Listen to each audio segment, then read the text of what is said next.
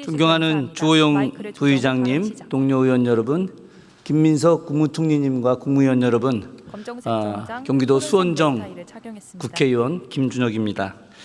제가 준비한 건 좀 많이 있는데 현안에 대한 급한 내용 때문에 일단 먼저 법무부 장관님께 여쭙고자 합니다. 먼저 좀 나와주시기 바랍니다.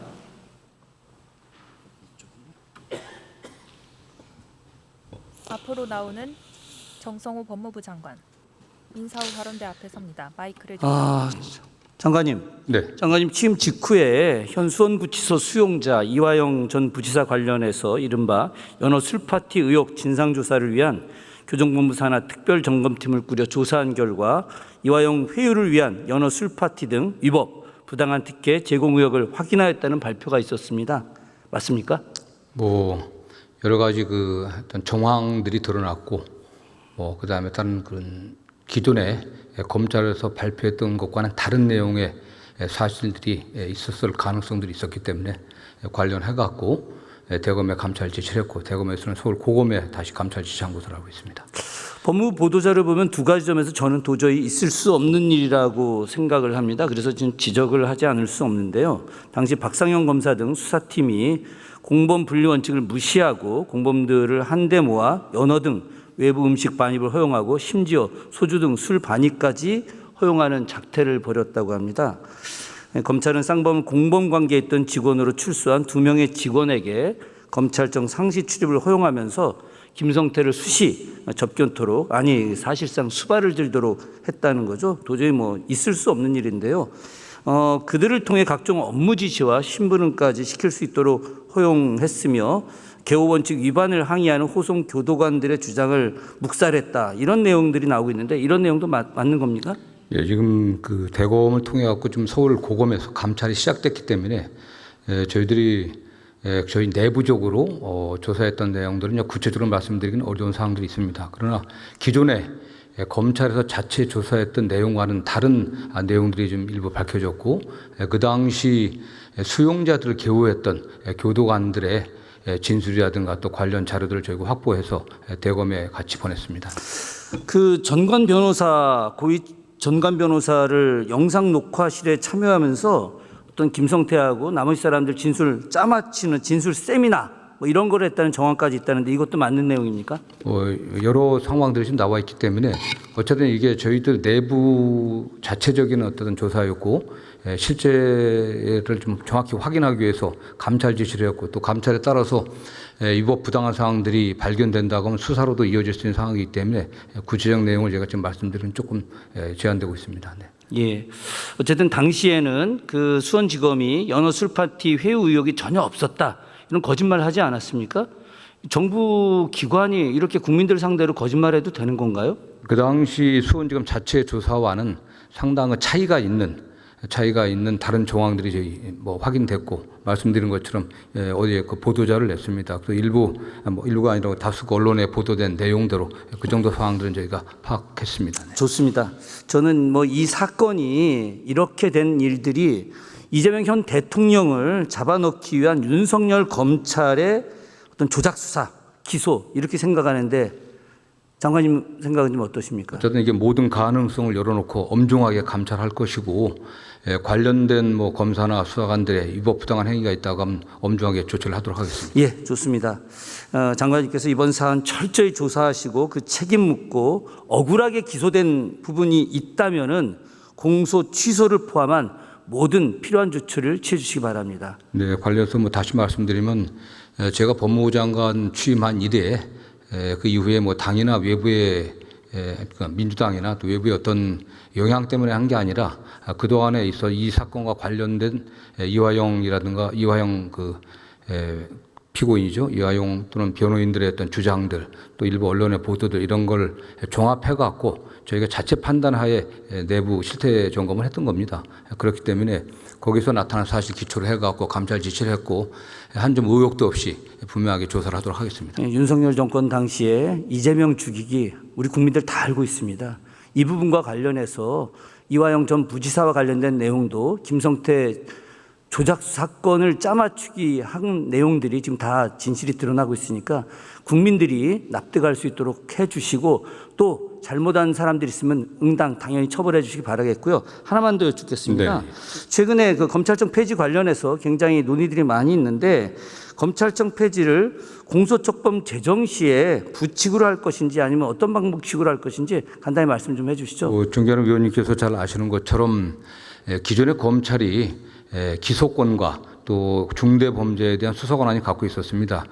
검찰 권한의 오용과 남용에 대한 국민적 비판과 불만이 많이 있었기 때문에 이번에 제도 개혁을 하기로 그 여당과 또 정부와 이렇게 협의를 했습니다. 그래서 그 과정에서 기소의 권한은 공소청으로 해서 법무부 산하에 또 중대범죄에 대한 수사의 권한은 중수청으로 해서 행안부 그 소속 기관을 설치하는 것으로 합의가 됐고 지금 단계에서 공소청과 중수청 법안이 아직 만들어지지 않고 향후 준비되는 과정이 있기 때문에 현 단계에서 검찰청을 바로 폐지를 하는 것보다는 두 법안이 만들어질 때 부칙으로 넣든지 또는 별도의 검찰청 폐지 법안을 내든지 그렇게 하는 게 좀 좋다고 생각하고요. 어떤 그런 점에 있어서는 국회와 적극적으로 협의를 하도록 하겠습니다. 예, 고맙습니다. 들어가셔도 좋습니다. 다음 총리님 좀 나와주시기 바라겠습니다. 인사 후 자리로 돌아가는 법무부 장관. 이어서 국무총리가 앞으로 나옵니다. 예, 반갑습니다, 총리님. 네. 예, 조금 전에 김남희 의원님하고 질의응답이 상당히 다정해 보였습니다. 아유, 아니. 제가 이런 얘기를 왜 꺼내냐면요. 작년에도 제가 대정부 질의할 때 맨 마지막에서 두 번째였었습니다. 근데 올해는 한 단계 더 아래로 내려가서 끝까지 남아있게 됐는데요. 작년에 대정부 질의 당시에 한덕수 국무총리가 엄청나게 소리를 질렀습니다. 그 과정과 오늘 제가 나흘간의 그 과정을 보면서 총리님께서 얼마나 품격 있게 답변을 해 주시는지 정말 감사함을 느껴서 드리는 말씀입니다. 아유, 별 말씀. 네, 뭐 이런 덕담으로 시작하지만 그럼에도 불구하고 저는 뭐 여야 가리지 않고 잘못된 부분에 대해서 이야기를 좀 하고 싶습니다. 총리님, 독도라고 하는 섬, 이건 일종의 작은 섬이 아니라 민족의 상징이나 영토 같은 거 아니겠습니까? 그렇습니다. 독도가 어느 나라 땅이다라고 이야기합니까? 사실 그런 얘기를 할 필요가 없는 거죠. 것이죠. 그죠? 자, 그렇다고 한다면 대한민국의 영토인 독도를 일본 정부는 어떻게 생각할까요? 계속 해온 주장이 있죠. 근데 한번 좀 PT 한번 좀 보시겠습니까? 네. 제가 작년 9월 12일 날 정확하게 이 자리에 있었습니다. 지금 일본 내각 관방이라고 하는 곳이 어떤 곳이냐? 우리나라 국무총실과 동급의 기관입니다. 내각 관방 홈페이지에 영토 주권과 관련된 내용이 담겨져 있는데 거기에 다케시마, 저 죽도 다케시마가 일본의 영토라고 표기하고 있습니다. 그래서 제가 작년에 한덕수 국무총리에게 이와 관련해서 대응을 해야 된다라고 이야기를 했었습니다. 한덕수 국무총리가 당시 대응하겠다라고 했는데 전혀 대응하지 않았습니다. 새 정부가 들어서고 나서 이런 내용이 이어졌는지 이런 내용이 있었는지를 보고 받으셨는지 전혀 모르겠지만 2025년 9월 현재 한번 보시겠습니까? 현재도 역시 전혀 달라지지 않았습니다. 2025년 오늘도 역시 마찬가지로 내각관방 홈페이지에 역시 독도가 일본 땅이다 이렇게 되어 있습니다. 이 부분에 대해서 국무총리실에서 전 대응을 해야 된다고 생각을 합니다. 어떻게 생각하십니까? 고개를 끄덕이는 김민석 어떤 것이 제일 효율적인 방법인지 한번 좀 생각해 보겠습니다. 제가 저 구체적인 저 딱 사안을 가지고 말씀을 들은 것은 오늘 김 의원님께 들었기 때문에 일반적으로 제가 답변을 드린다면은 김 의원님도 잘 아시겠지만 실효적인 지배를 하고 있기 때문에 굳이 저것을 대응하거나 시비할 필요가 있겠는가라는 것이 저희의 일반적인 원칙과 입장이었다는 것은 이미 잘 아실 것으로 생각합니다. 그런 것을 전제한 후에 그런 것을 아시면서 또 제기하시는 문제라고 생각하기 때문에 그 이유가 있습니다. 왜 이유가 있느냐? 다른 것 때문이 아닙니다. 그 다음을 한번 보시겠습니까? 바로 일본 교과서 때문에 그런 겁니다. 일본 교과서에 지금 고등학교 사회 교과서 바로 독도를 일본의 영토라고 표기하고 있습니다. 이게 왜 문제가 되느냐? 2020년 이후부터 일본의 초등학교에 있는 모든 교과서에 독도를 일본 영토라고 표기하고 있었습니다. 그러다가 지금 중고등학교 거민정 교과서에도 일본 정부가 검인정 교과서에 독도를 일본 영토라고 표기하게 하고 있고 2026년도에 만들어지는 교과서에도 역시 일본 영토라고 표기하고 있습니다. 저는 조금 전에 총리님께서 말씀하신 어쨌든 실효적으로 우리가 지배하고 있기 때문에 굳이 일본 정부에게 또 강요할 필요까지 있느냐, 혹은 지금까지 그렇게 하지 않고 그것이 분쟁의 소지가 될 수 있기 때문에 이건 약간의 여러 가지 정부적 차원에서 고민을 해봐야 되겠다라고 하는 것에 충분히 이해할 수 있긴 합니다만은, 그러나 일본의 학생들이 이렇게 무차별적으로 독도가 일본의 영토라고 이야기하고 자라는 학생들, 그렇게 된다면 그 학생들이 성인이 되었을 때도 역시 마찬가지로 독도가 일본 땅이라고 생각하면서 대한민국 정부가 잘못하고 있다라고 생각하면 한일 관계 발전이 있을 수 있겠습니까? 저는 그렇지 않다고 생각합니다. 그래서 이 부분과 관련해서 저는 총리님이 교육부 장관과 협의해서 이 문제는 대응을 해야 된다라고 하는 것을 말씀드리고 싶습니다. 대답하기가 곤란하시겠지만 이 부분에 대해서는 저는 생각을 해 주셔야 된다.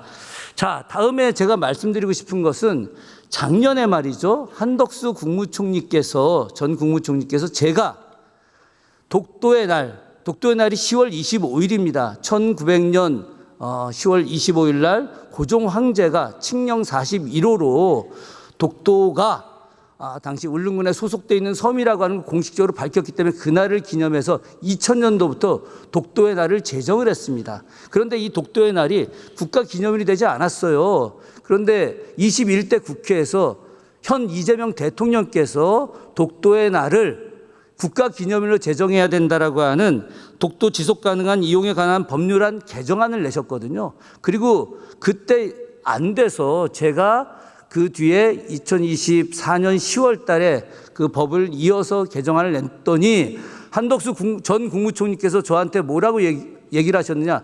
열악한 외교 정책을 하는 사람이다라고 이야기했습니다. 열악한 외교 정책.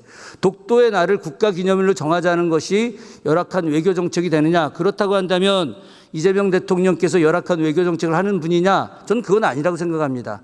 한일 관계를 정상화하고, 그래서 이재명 대통령께서 얼마 전에 기시다 총리를 만났을 때도 한일 간의 역사 문제보다 더 발전적 측면을 강조한 것, 이건 우리도 다 이해하는 측면이 있지 않습니까? 저도 아쉬운 게 많습니다. 역사학자 출신으로 이재명 대통령과 기시다 총리의 역사 문제에 대한 발언이 제대로 언급되지 않은 부분은 굉장히 아쉽습니다만, 그러나 한일 간의 미래를 위해서 충분히 그 다음 단계를 생각하는 측면에서 저는 이 부분이 필요했다고 생각했는데, 그럼에도 불구하고 이 부분에 대해서는 좀 아쉬웠기 때문에 저는 국무총리께서도 역시 이 부분과 관련해서 좀 적극적인 도움이 줬으면 좋겠다. 자, 하나만 더 말씀 좀 드리도록 하겠습니다. 총리님, 네. 80년대 대학을 다니실 때 전두환 정권과 싸우셨죠? 네, 그렇습니다. 전두환 정권을 통해서 고생도 많이 하셨죠? 유신 정권 이후 전두환 정권이 들어서면서 5.18 학살부터 시작해서 많은 사람들을 학살하고 민주인사를 구금하고 해왔습니다. 전국 대학에 강제휴교령 냈죠? 5.18 일어나기 직전에 어떤 상황들이었습니다. 이 과정에서 한신대학교 신학과 신입생을 아예 모집을 불허했습니다. 81년, 82년 동안에. 혹시 이 내용 알고 계십니까? 네. 예. 올해 진실과 화해위원회에서 제95차 회의에서 헌법이 보장하는 학문 자유, 대학 자율성을 침해한 중대한 인권 침해 사건으로 규정해서 국가의 공식 사과와 피해 회복을 권고했습니다. 이 내용 혹시 들으셨습니까? 네, 그것도 들었습니다. 예. 그럼에도 불구하고 아직까지 정부가 여러 가지 절차 과정이 있었기 때문에 공식적인 사과를 하고자 했음에도 불구하고 아직 진행 과정이라 사과하지는 못했는데, 총리님께서 이 자리에서 이 부분과 관련해서 국가폭력이라고 하는 측면에서 사과를 하실 용의가 있으신가요? 네, 제가 그와 관련한 정말 그 어떤 죄송한 말씀을 드리겠고요. 그러나 제가 지금 이 자리에서 드리는 것을 넘어서 조금 더 준비된 또 공적인 사과의 형식이 무엇이 있을지를 좀 준비해서 말씀드리겠다 하는 말씀을 드리겠습니다. 예, 고맙습니다. 한 가지만 더 말씀드리도록 하겠습니다. 역사기관, 우리 흔히 많이 이야기하고 있죠. 한국학중앙연구원, 동북아역사재단, 국사편찬위원회, 또 독립기념관. 그런데 여기 기관장들이 뉴라이트적 역사 인식을 갖고 있다면 어떻게 하겠습니까? 한 가지만 보시죠. 시간이 부족하기 때문에. 자, PT 한번 열어보시겠습니다. 김주성 한국학중앙연구원 이사장입니다. 이분이 한 이야기, 말도 안 되는 망언이 있습니다. 건국의 아버지가 누구냐고 되짚으면 김구는 대한민국 건국에 참여하지 않았기 때문이다. 얘기하기 못하겠다는 겁니다. 김주성 이사장이 축사를 쓴 책에 보면 국내에서는 일진회가 연방제 모양의 합방을 주장했다. 병합론은 더욱 강해졌다. 우리나라 사람들이 병합론을 주장했기 때문에 일제가 병합을 했다라고 하는 논리로 책을 쓴 내용들이 있습니다. 있을 수 없는 내용이죠. 이게 한국학중앙연구원 이사장입니다. 다음 한번 보시죠. 한국학중앙연구원 원장이라는 자가 일제가 조선의 쌀을 수탈한 게 아니라 조선이 일본에 수출한 것이다. 일제가 잘못한 건 없다. 조선 총독부가 잘못한 건 없다. 이런 사람들이 한국학을 연구하는 한국학중앙연구원의 이사장과 원장으로 있을 수 있습니까? 치욕이라고 생각합니다. 이 부분에 대해서 정부가 마땅히 조치해야 된다고 생각합니다. 김낙연 원장 말고 다음 한번 보시죠. 김영석 독립기념관장. 우리나라의 광복을 세계사적 관점에서 보면 제2차 세계대전에서 얻은 연합국의 승리로 얻은 선물이다. 이게 현실적으로 대한민국 땅에서 존재할 수 있는 언어입니까? 이미 국민적 비판의 대상이 되고 있습니다. 예, 고맙습니다. 예, 제가 이제 마무리하도록 하겠습니다. 고맙습니다. 인사 후 자리로 돌아가는 김민석 국무총리. 김준혁 의원은 발언대의 방향을 정중앙으로 돌리고 있습니다. 저는 그렇게 생각합니다. 지금의 내란 세력들이 친일 세력의 연장이다. 친일 매국 세력들의 연장이라고 생각합니다. 과거 친일을 통해서 얻었던 부와 권력을 해방 이후에도 계속 가졌고 온갖 잘못을 저질러도 자신들의 권력이 유지될 거라고 생각하고 있는 것입니다. 그래서 그들이 또 다른 권력을 갖고 계속해서 내란을 일으키고 오늘도 보셨죠? 내란을 일으킨 자들이 내란을 일으킨 것에 대한 단 한마디의 반성도 사과도 하지 않았습니다. 후한무치 그 자체입니다. 이들을 반드시 척결하고 내란을 올바르게 우리가 마무리하는 것이 이재명 정부가 새로운 대한민국 진짜 대한민국을 만드는 발언 시간이 초과되어 마이크가 꺼진 상태입니다. 허리 숙여 인사합니다. 자료를 챙겨 자리로 들어갑니다.